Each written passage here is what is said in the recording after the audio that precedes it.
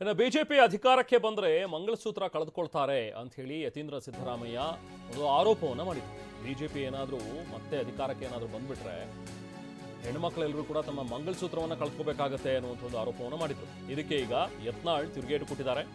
UPA ಇದ್ದಾಗ ಎಷ್ಟು ಮಹಿಳೆಯರು ಕಳೆದುಕೊಂಡಿದ್ದಾರೆ? ನೇಹಾ ಕೊಲೆಯಾಗಿದ್ದು ಸಿದ್ದರಾಮಯ್ಯ ಮತ್ತು ಡಿಕೆ ಸರ್ಕಾರದಲ್ಲಿ.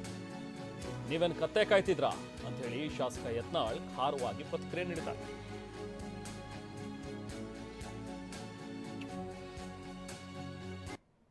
ಇವರಿದ್ದ ಗೆಟ್ಟ ಮಂಗಳಸೂತ್ರ ಕಳ್ಕೊತಿದ್ದಾರೆ ಮೋದಿ ಸರ್ಕಾರದಿಂದ ಅಂತ.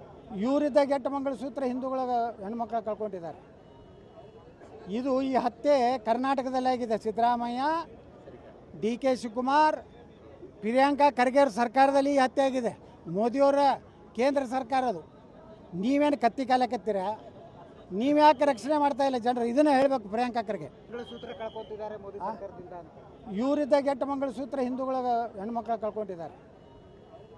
ಇದು ಈ ಹತ್ಯೆ ಕರ್ನಾಟಕದಲ್ಲಿ ಆಗಿದೆ. ಸಿದ್ದರಾಮಯ್ಯ, ಡಿ ಕೆ ಶಿವಕುಮಾರ್, ಪ್ರಿಯಾಂಕಾ ಖರ್ಗೆ ಸರ್ಕಾರದಲ್ಲಿ ಈ ಹತ್ಯೆ ಆಗಿದೆ. ಮೋದಿಯವರ ಕೇಂದ್ರ ಸರ್ಕಾರದು. ನೀವೇನು ಕತ್ತಿ ಕಾಲಕತ್ತೀರ?